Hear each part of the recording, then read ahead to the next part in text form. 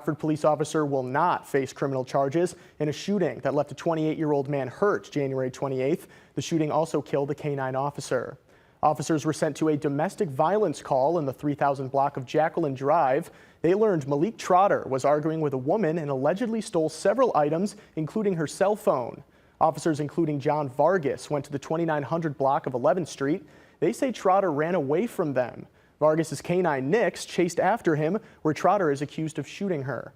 Nix would later die of her injuries. The report says Vargas then fired at Trotter. He was then taken into custody, where he currently faces first-degree murder charges. The report also says Vargas's use of force was justified.